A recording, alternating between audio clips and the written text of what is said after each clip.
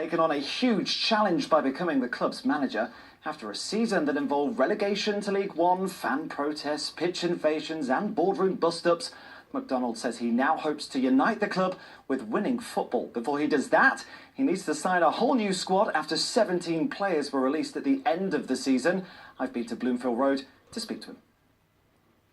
After a season to forget, could this be the man to give Blackpool a brighter future? As former number 2 to Sam Allardyce at West Ham and Blackburn, Neil MacDonald has stepped out of Big Sam's shadow and into the spotlight with one of the toughest jobs in football. Neil, welcome to Blackpool. How big a challenge is this for you? It's a big challenge, but it's a brilliant challenge. I think the history that the club have had is there to be seen and there to be admired. But over the last couple of seasons, they've been on a little bit of a downer, and it's been a little bit of negativity, especially on the football pitch, and they haven't been getting results. My job is to try and change all of that.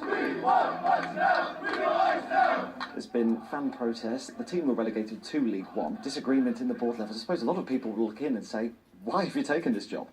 Well, it's a job that I've been waiting for to come along. I want to be a number one.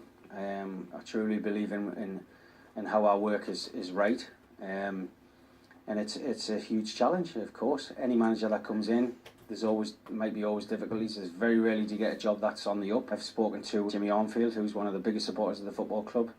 All he says to me is that the supporters want a team to win some matches, and that's what we have to do. Lee Clark, the former manager here, said he regretted ever coming here. Have you spoken to him to get his thoughts on this? Yeah, I've spoken to him. He spoke very highly of the football club, and he said, listen, Neil, he says, if you win some football matches, the place is buzzing. Towards the end of the season, had a good couple of results, and the place was bouncing. That's what I have to do. Can I actually get any worse? Well, we'll see whether it can. But the experience that I've got and the contacts that I've got and the way I work, I'm trying to be positive. We need to bring players in, don't we? And as I say, there's a blank canvas there. Let's try and bring the quality players as much as we possibly can to fill them spaces that we need.